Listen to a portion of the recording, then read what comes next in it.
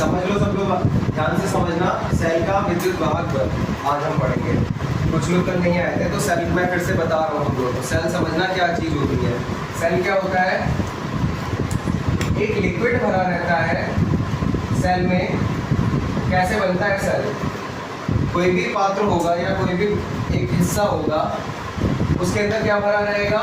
विद्युत अपघटन। इसके अंदर दो छड़ें टूटी रहेंगी। वो दो छड़ें क्या होती हैं? इलेक्ट्रोड। क्या होती हैं? इलेक्ट्रोड। अब इस द्रव का जो कमाल है वो क्या है कि एक पे धनावेश होगा, एक पे ऋणावेश होगा, एक पे धनावेश होगा। सही है? या फिर एक पे कम धनावेश होगा, दूसरे पे ज्यादा धनावेश होगा, क्योंकि दोनों छड़ें अलग अलग पदार्थ की लेते हैं, है ना, अलग अलग धातु की। तो कुल मिला के इन दोनों छड़ों के बीच क्या उत्पन्न हो रहेगा? विभवांतर। जब विभव सेम नहीं होगा इन दोनों के बीच तो क्या उत्पन्न हो जाएगा? विभवांतर। अब अगर हम इन्हें किसी तार से जोड़ दें और इनके बीच में एक प्रतिरोध जोड़ दें, मान लिया चलो, तो क्या होगा? ये ऋण छड़ है, इस पे कौन सा आवेश होगा? इस पे ऋणावेश इकट्ठा होगा, इस पे कौन सा आवेश इकट्ठा होगा? धनावेश। तो ऋण प्लेट से इलेक्ट्रॉन निकलने लगेंगे और किधर की ओर जाने लगेंगे? धनावेश की तरफ। ठीक है? वैद्युत सेल इस तरीके से बनता है, लेकिन धारा तभी बहती है जब सर्किट कैसा हो? बंद हो। यानी कि इधर से अगर इलेक्ट्रॉन बहता हुआ गया है तो उसे इधर से लौट के वापस भी आना पड़ेगा। समझ में आए बात? क्या अगर वो इधर से बहता हुआ इधर रॉड में घुसा है तो निकल के फिर इसे लौट के वापस आना पड़ेगा इसके पास, तभी तो बंद सर्किट बनेगा, है ना? तो क्या होता है, ये इलेक्ट्रॉन जो इधर से इधर की ओर गया है, धन प्लेट के अंदर गया है, घूमता घूमता घूमता आएगा और इधर कहाँ से बाहर आएगा और फिर से कहाँ पहुंच जाएगा? ऋण प्लेट के पास। फिर यहाँ से घूमना शुरू कर देगा। तो जितने इलेक्ट्रॉन एक के पीछे एक चल रहे होंगे ना, ये क्या कहेंगे? बत्तख देखिए चलती हुई, लाइन से चलती है ना, वैसे ये इलेक्ट्रॉन की बत्तख की तरह लाइन से चल रहे होंगे। एक चल रहा होगा, फिर उसके पीछे दूसरा आ रहा होगा, तीसरा आ रहा होगा, वो इधर से प्रवेश करेगा, वो इधर की तरफ जाएगा। ठीक है? तो इस तरीके से बत्तख चलती रहेंगी और क्या होगा? करंट का फ्लो होता रहेगा, क्योंकि इलेक्ट्रॉन बह रहे हैं। बत्तख नहीं है, ये क्या है? इलेक्ट्रॉन। जब इलेक्ट्रॉन बहेंगे यानी कि आवेश का फ्लो होगा तो क्या उत्पन्न होती है? वैद्युत धारा। अच्छा, इलेक्ट्रॉन तो इधर से इधर की तरफ जा रहा है ना? तो वैद्युत धारा किधर बहेगी? इसकी विपरीत। तुम आई थी कल? नहीं आएगी, है ना? तुम आई थी कल? तुम बताओ वैद्युत धारा किधर बहेगी?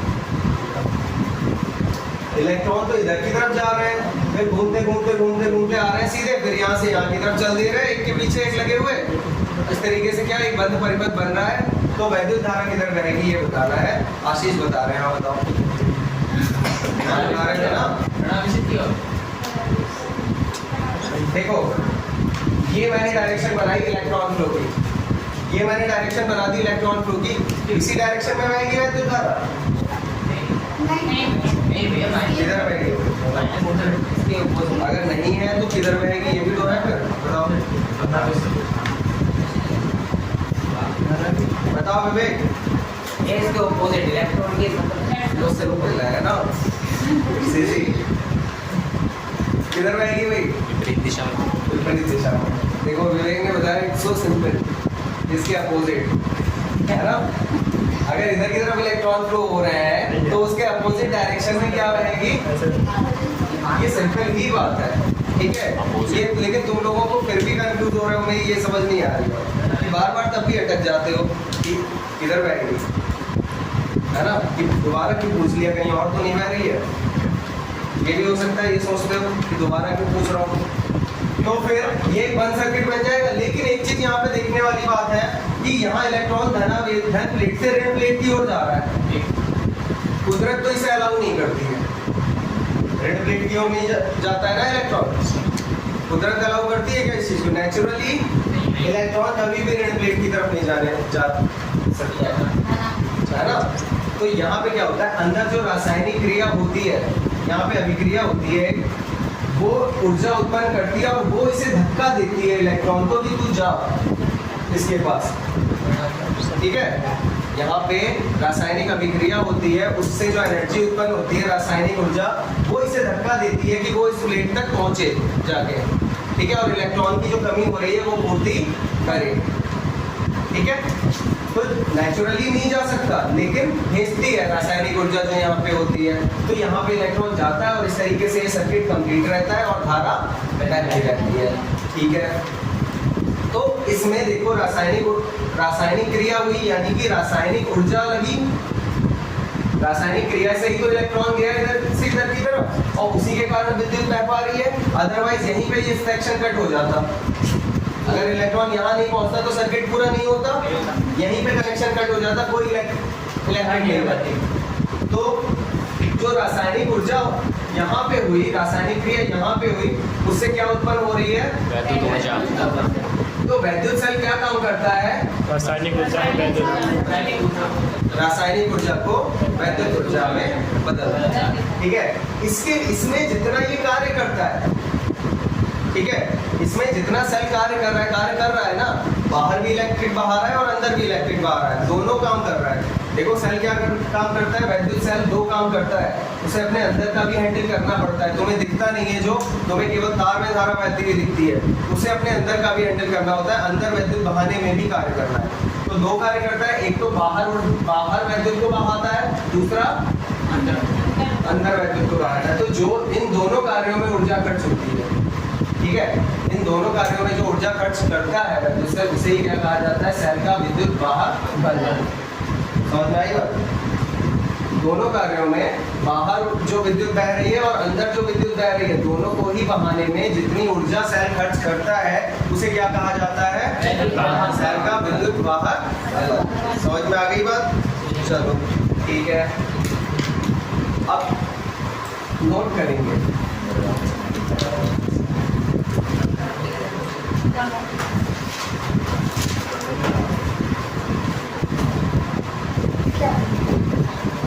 देखो वैद्युत परिपथ में आवेश के प्रवाह को लगातार बनाए रखने के लिए, वैद्युत परिपथ में आवेश के प्रवाह को लगातार बनाए रखने के लिए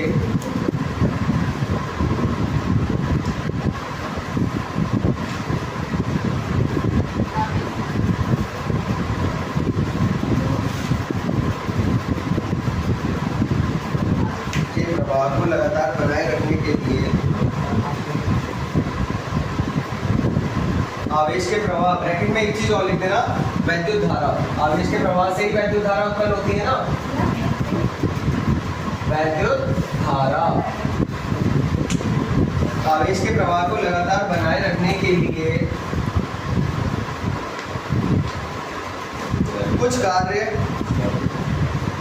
कुछ कार्य करना पड़ता है।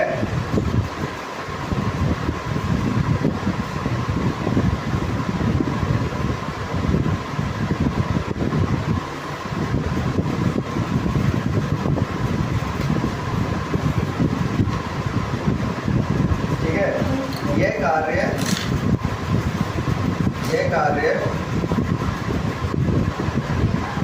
सेल द्वारा, किसके द्वारा किया जाता है? सेल द्वारा किया जाता है।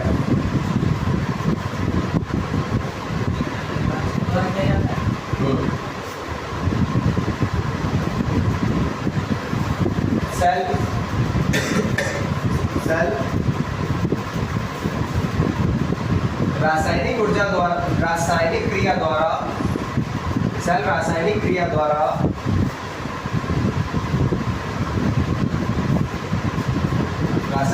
द्वारा उत्पन्न ऊर्जा को कौन सी ऊर्जा में बदलता है?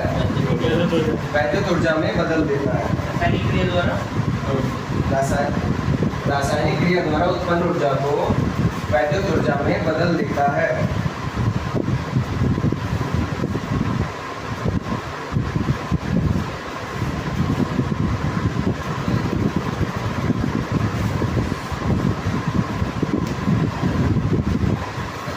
ठीक है, अब बदल देता है, क्या हो गया? तो कुछ हो गया क्या इसमें? अब वो काट काट बना रहे हैं क्या? काट दिया गया। हाँ, आप स्टार्ट करें। दोबारा स्टार्ट करें। हाँ, तो रासायनिक ऊर्जा को वैद्युत ऊर्जा में बदल देता है। अब आगे लिखोगे ब्लैक पेन से कि ईएमएफ जो पढ़ रहे हो तुम, ईएमएफ का मतलब समझते हो? इलेक्ट्रोमोटिव फोर्स, विद्युत वाहक बल, इलेक्ट्रोमोटिव फोर्स। ठीक है, तो देखो विद्युत वाहक बल कैसे कि क्या होता है ऐसे ही समझ लो। जैसे ये सेल है तुम्हारा, मानो, ठीक है, ये सेल है और ये बाहर का तार है। तो एकांक आवेश को, कितने आवेश को? एकांक आवेश मतलब 1 कूलम। एकांक 1 होता है ना, एकांक का मतलब मैंने बताया, एकांक मींस क्या होता है? 1। एकांक आवेश को सेल सहित, सेल के अंदर भी दौड़ा दो, और दौड़ाते हुए जब दौड़ाओगे तो पूरे में 1 कूलम दौड़ेगा ना। एकांक आवेश को सेल सहित पूरे परिपथ में चलाने के लिए जितनी ऊर्जा की आवश्यकता होती है, या जितनी ऊर्जा सेल देता है, सेल ही देता है ना इसके लिए ऊर्जा। एकांक 1 कूलम आवेश को, एकांक आवेश को सेल सहित, सेल के अंदर भी और बाहर भी, सेल सहित पूरे परिपथ में घुमाने के लिए जितनी ऊर्जा की आवश्यकता होती है वही क्या कहलाती है? सेल का विद्युत वाहक बल कहलाती है। कितने आवेश को? 1 कूलम आवेश को सेल सहित पूरे परिपथ में चलाने के लिए जितनी ऊर्जा की आवश्यकता होगी उसी को क्या कह दिया जाएगा? ठीक है, समझ में आ गई डेफिनेशन? नोट कर लो। देखो एकांक आवेश को,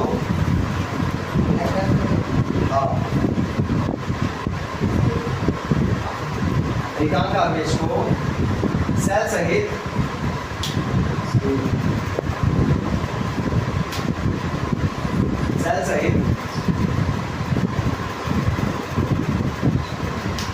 पूरे परिपथ में, सेल सहित पूरे परिपथ में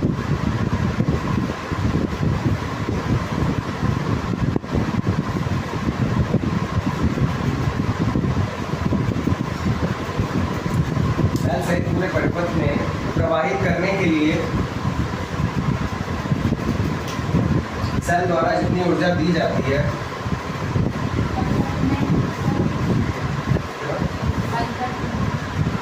सेल से पूरे परिपथ में प्रवाहित करने के लिए सेल द्वारा जितनी ऊर्जा दी जाती है उसे ही सेल का विद्युत वाहक बल कहते हैं। कितने आवेश को प्रवाहित करने के लिए? 1 कूलम यानी कि एकांक आवेश को।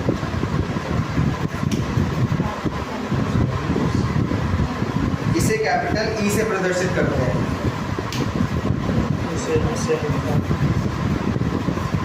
इसे कैपिटल ई से प्रदर्शित करते हैं।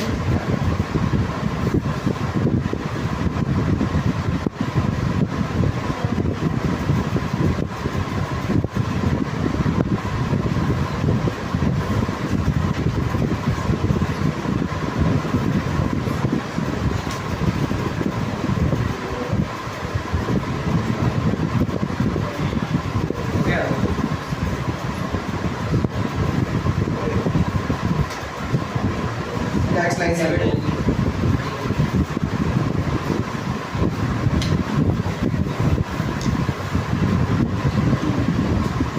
अब देखो, जैसे ये एक परिपथ लिया हमने,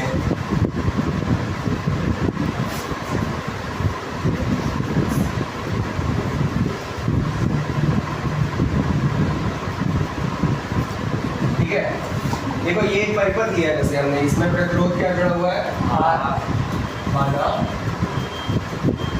एक परिपथ में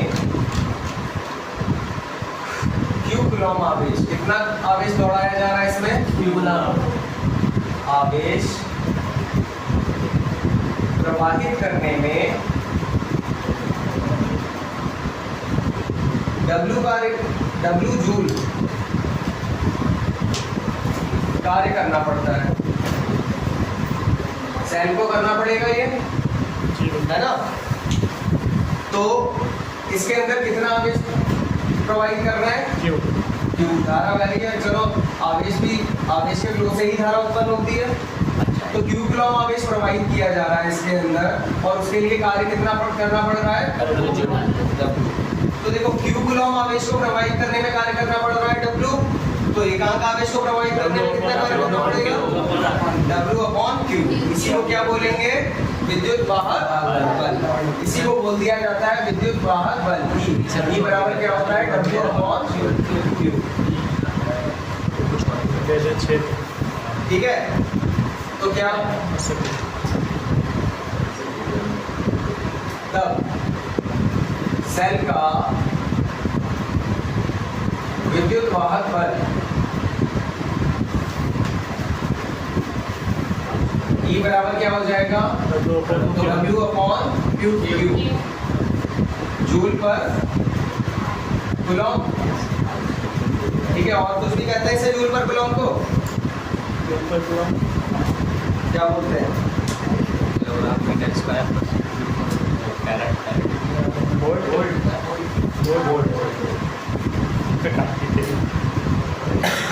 नोट कर लो, पता होना चाहिए ना ये तो।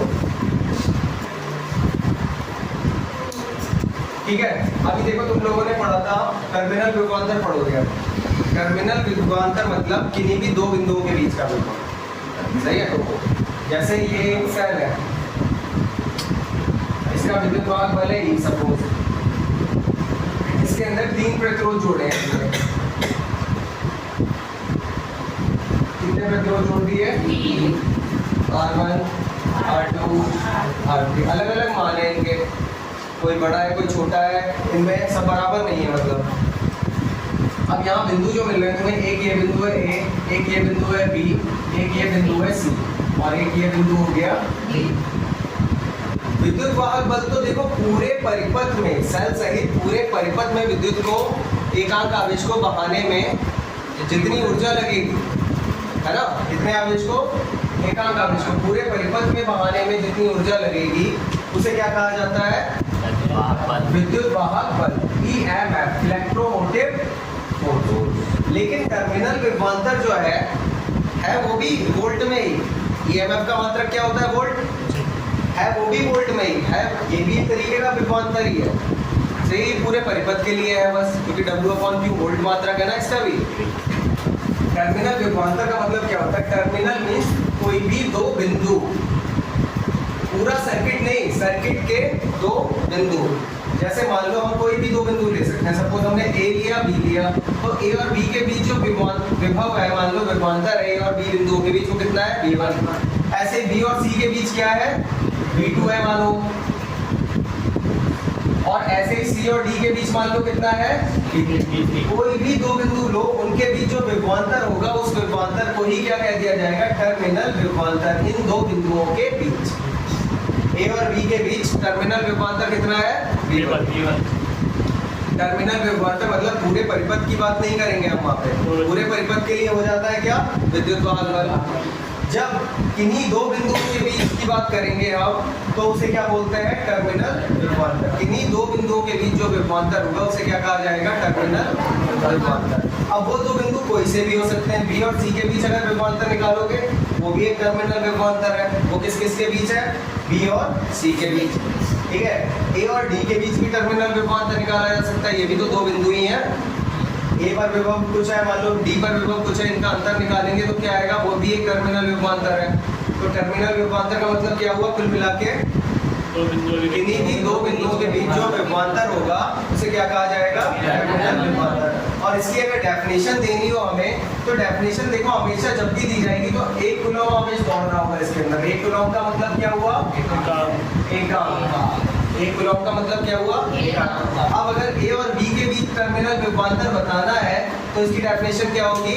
A से B तक एकांक आवेश को ले जाने में जितनी ऊर्जा की आवश्यकता होगी, ऊर्जा की आवश्यकता होती है ना, A से B तक एकांक मतलब 1 कूलम आवेश को यहाँ से यहाँ तक लेके गए, जितनी ऊर्जा लगी उसमें, उसी को क्या कह दिया जाएगा? A और B के बीच टर्मिनल विभवांतर। ठीक है, अगर C और D के बीच टर्मिनल विभवांतर पूछा है तो इसका मतलब क्या है? 1 कूलम आवेश को C से D तक लेके गए, 1 कूलम आवेश को कहां से कहां तक लेके गए? C से D तक। जितना कार्य करना पड़ा या जितनी ऊर्जा खर्च हुई, कार्य करने में ऊर्जा लगती है ना, जितनी ऊर्जा खर्च हुई सेल से, उस ऊर्जा को ही क्या कह दिया जाएगा? C और D के बीच टर्मिनल विभवांतर। समझ में आ गई बात? तो टर्मिनल विभवांतर क्या होता है? किन्हीं भी दो बिंदुओं के बीच का जो विभवांतर होगा उसे क्या कहा जाएगा? टर्मिनल विभवांतर। सही है। और टर्मिनल विभवांतर की डेफिनेशन क्या होगी? एकांक आवेश को एक बिंदु से दूसरे बिंदु तक ले जाने में, इस परिपथ के दो बिंदुओं के बीच अगर टर्मिनल विभवांतर निकालना है तो कैसे निकालोगे?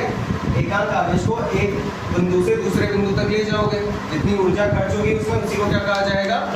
टर्मिनल विभवांतर। डेफिनेशन लिख दो।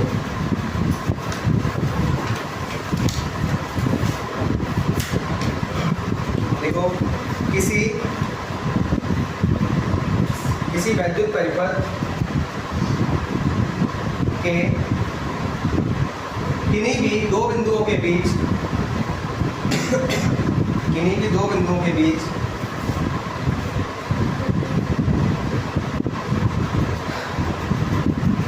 के विभवांतर को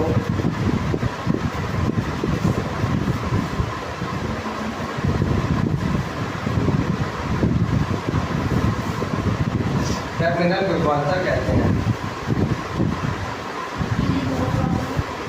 किन्हीं भी दो बिंदुओं के बीच के विभवांतर को टर्मिनल विभवांतर कहते हैं।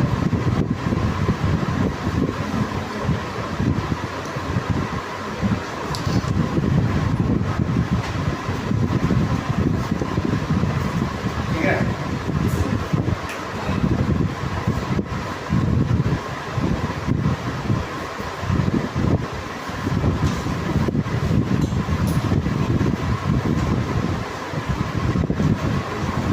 नेक्स्ट लाइन से लिख लो।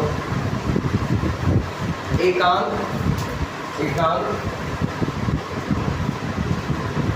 आवेश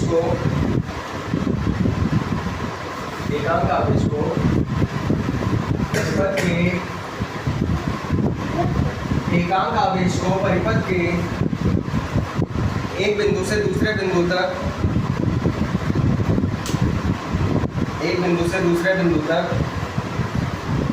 ले जाने में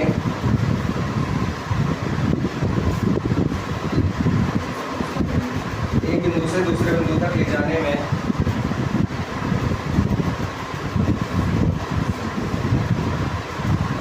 एकांक आवेश को दो बार क्यों लिखा है? एक ही बार तो लिखना है। एकांक आवेश को वैद्युत परिपथ के किसी एक बिंदु से दूसरे बिंदु तक ले जाने में जितनी ऊर्जा खर्च होती है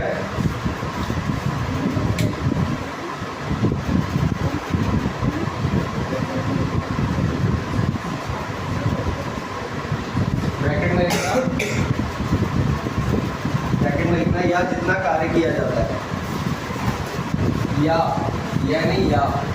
या जितना कार्य किया जाता है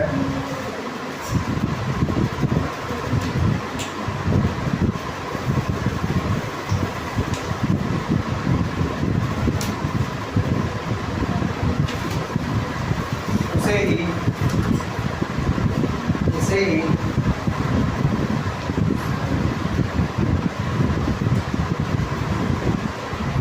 उन दो बिंदुओं के बीच टर्मिनल विभवांतर कहते हैं।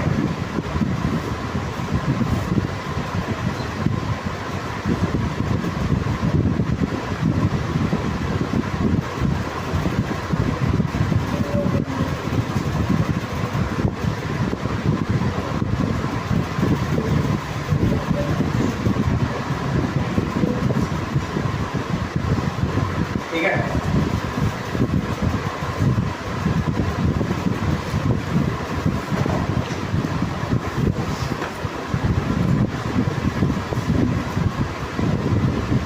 देखो, माना एक वैद्युत परिपथ है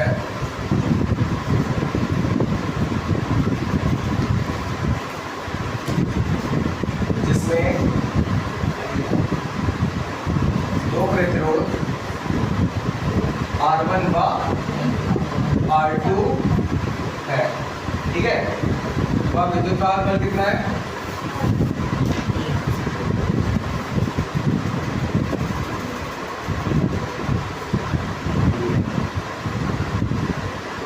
ठीक है। अब देखो, दो बिंदुओं A व B के बीच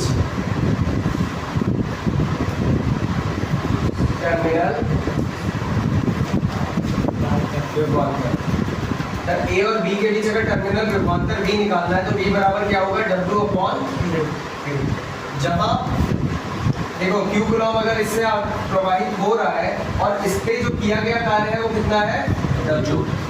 इसमें जो किया गया कार्य है वो कितना है, W। यहाँ A व B के बीच Q कूलम आवेश को प्रवाहित करने में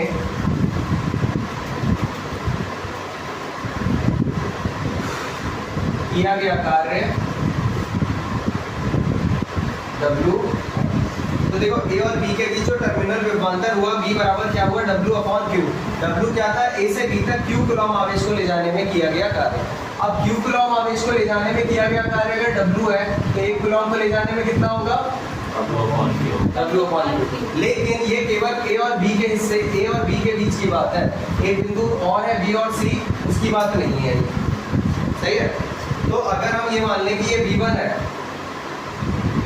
तो दो बिंदुओं के बीच का जो विभवांतर होगा वो क्या कहलाएगा, टर्मिनल विभवांतर। हमने केवल दो बिंदुओं के बीच का विभवांतर निकाला है, तो उसे कैसे निकालेंगे, अगर यहाँ से यहाँ तक ले जाने में कार्य W है Q कूलम आवेश को, तो उस W को Q से ही भाग कर देते हैं। कर लो।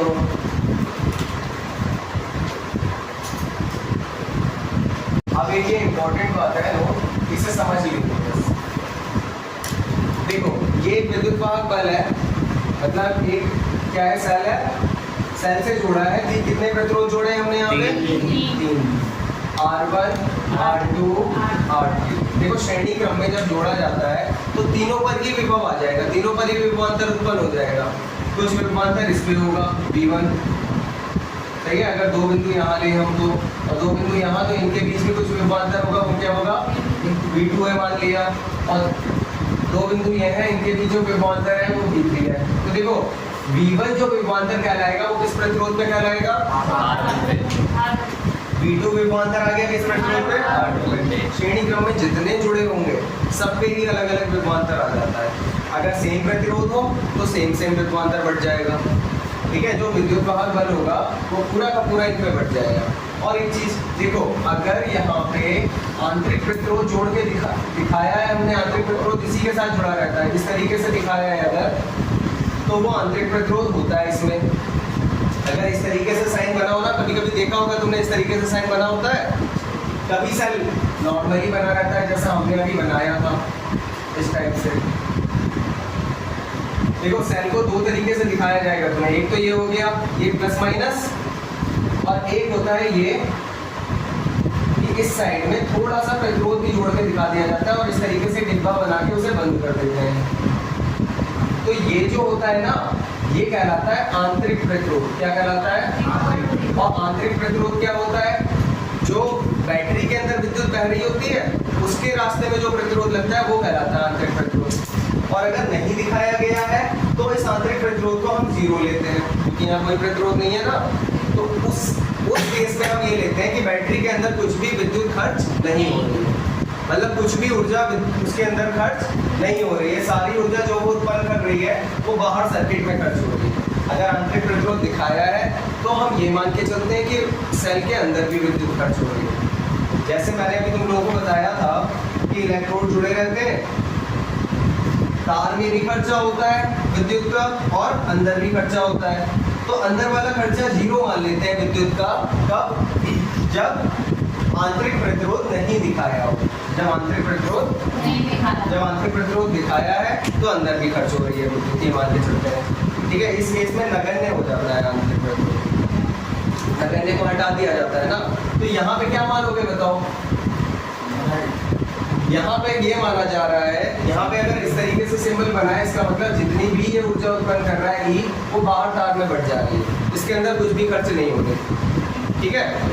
यहाँ ई क्या है, विद्युत वाहक बल, ठीक है। आंतरिक प्रतिरोध क्या है यहाँ पे, 0, नगण्य है, ठीक है। और R1 R2 व R3 पर टर्मिनल विभवांतर, टर्मिनल विभवांतर है ना, ये दो बिंदुओं के बीच दिखाए हैं ये जी भैया। टर्मिनल विभवांतर क्रमशः क्या क्या है, V1 V2 व V3 है। तब सेल का विद्युत वाहक बल E बराबर क्या हो जाएगा, देखो ये सारा का सारा जो होगा ना, जितने प्रतिरोध होंगे उन सब पे बढ़ जाएगा, जितना प्रतिरोध होगा उसके अनुसार सब पे बढ़ जाएगा, मतलब अपने पास कुछ नहीं रखेगा, ये सारा का सारा किस पे बांट देता है, प्रतिरोधों पे। ठीक है, मान लो ये कितना था, 100 वोल्ट था, तो कहीं इसने 30 वोल्ट दे दिया होगा, कहीं इसने 20 दे दिया होगा, तो बचा हुआ कितना, 50 इसे दे चुका होगा। समझ में आई बात कि जितना भी विद्युत वाहक बल होगा वो वोल्ट विभवांतर के रूप में, टर्मिनल विभवांतर के रूप में परिपथ में बढ़ जाता है। समझ में आई बात, तो इसका मतलब क्या होगा, ये V1 V2 सारे टर्मिनल विभवांतरों को अगर हम जोड़ दें तो वो किसके बराबर हो जाता है, 100 वोल्ट के बराबर नहीं होता है, विद्युत वाहक बल के बराबर हो जाता है। वो तो 100 वोल्ट मैंने माना है ना, मैंने थोड़ी ना कहा कि ये लिख लो 100 वोल्ट ही होगा हर जगह पे, ऐसा नहीं कहा है। कहने का मतलब यह है कि ये जो भी है E वो तीनों में बराबर, मतलब बराबर नहीं, जिस भी अनुपात में बटेगा प्रतिरोधों के अनुपात में बढ़ जाएगा सारा का सारा। तो जो बटा हुआ होगा उनका जब सम करोगे तो वो किसके बराबर आएगा, विद्युत वाहक बल पर। सारे टर्मिनल विभवांतर यानी कि जोड़ दो अगर, तो किसके बराबर हो जाता है, विद्युत वाहक बल।